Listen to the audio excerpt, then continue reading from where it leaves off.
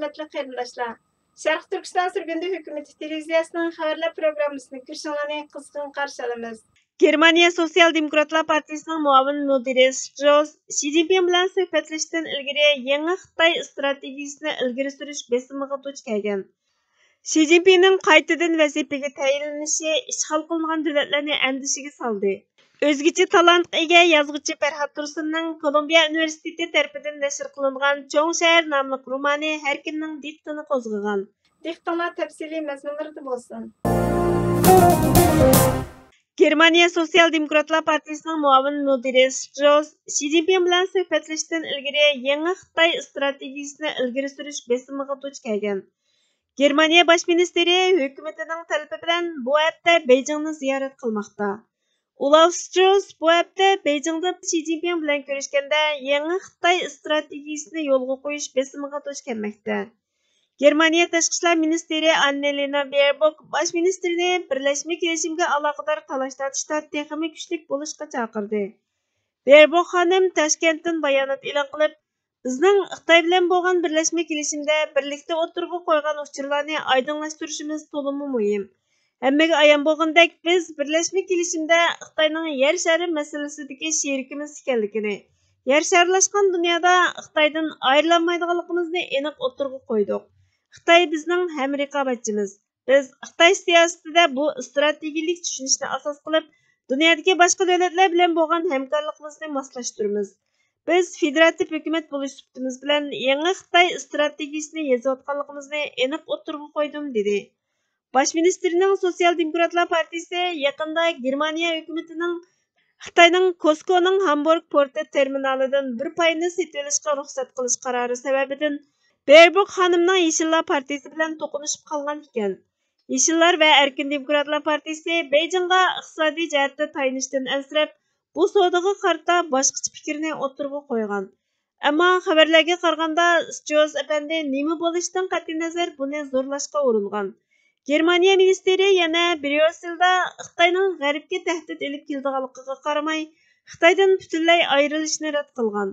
Yaqinda o'tkazilgan partiya yig'inida u Xitoyning Tayvanga tajovuz qilishiga qarshi har qanday shaklda qarshi turmaslikka tirishdi.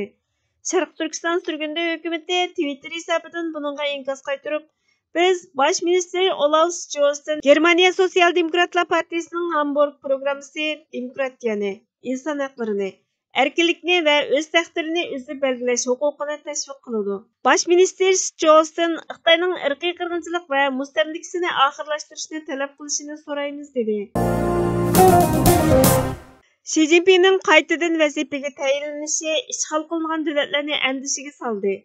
The Parentor'ning 1 noyabr kunidagi xabariga qaraganda, Xitoy katibashi Xi Jinpingning Xitoy Kompartiyasining 20 navbatli xalq qurultayida qaytadan vazifaga tayinlanishi Sharq Turkiston, Tibet, Janubiy Mongoliya, Manjuriya, Hong Kong qatorliq Xitoyning ishg'oliyatiga uchragan davlatlarning andisini orttirdi.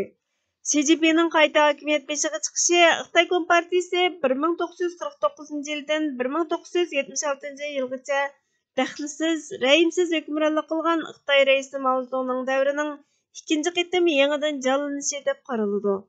Chunki Xi Jinping davlatning siyosati va harbiy armiyasini zamonaviylashtirishni planlayotdi. Xi Jinping Janubiy Xitoy dengizi va Tayvan, Yaponiya, Koreya, Filippin, Vyetnam, shundaqla Bruney qatorliq Sharqiy Xitoy dengiziga nurg'ulg'an davlatlar orasida terrorlik paydo qiladi. Uningdan boshqa Beijingning iqtisod, tashqi munosabat va kishilik huquq masalasida texnik qattiq siyosatlar ijro qilinishi mumkin.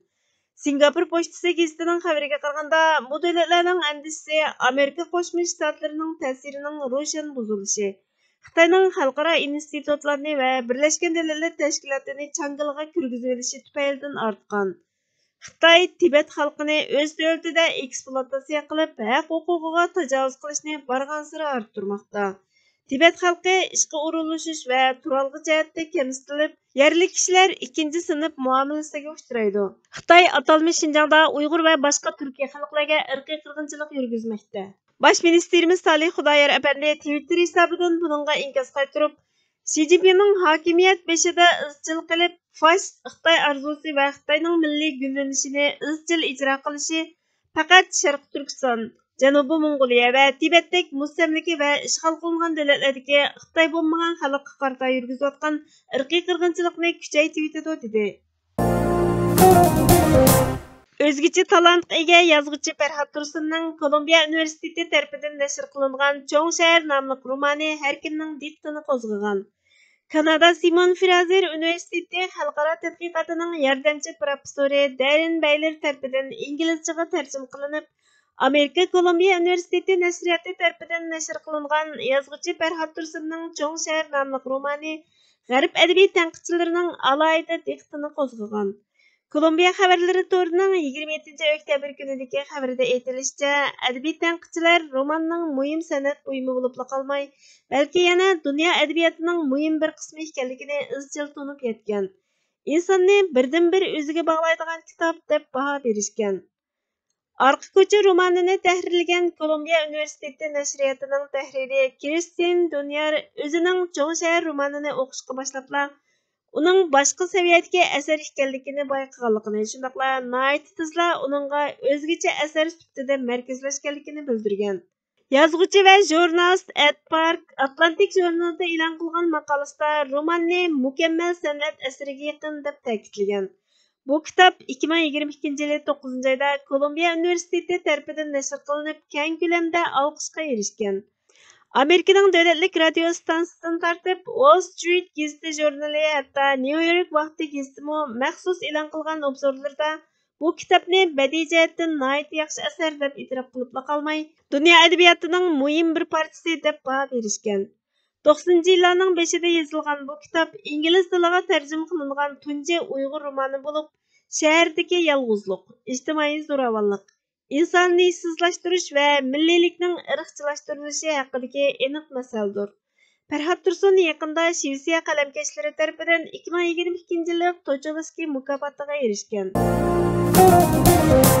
Vatan bizga avod qilishimiz uchun, o'rinbosarlik mas'uliyatimizni bajo keltirishimiz uchun, kalimatullohni ustun qilib insondek yashashimizni kafolatga ega qilishimiz uchun berilgan Allohning omonatidir.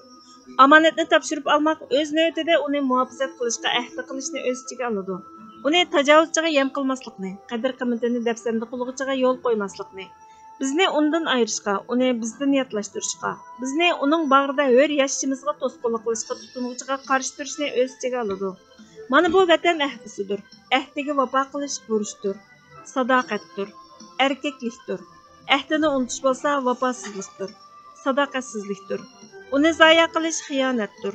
Vafosizlik va xiyonat orasida davr qilib turayotgan bu omonat ko'z oldimizda halokatli xatarni boshdan kechirmoqda. Omonatlik vatan ifodalab bo'g'siz darajada qabohatlik davrlarni boshdan kechirayotgan bu kunlarda ahdisini esiga olgan haqiqiy sadoqatparvar sohiblarini sig'inmoqda.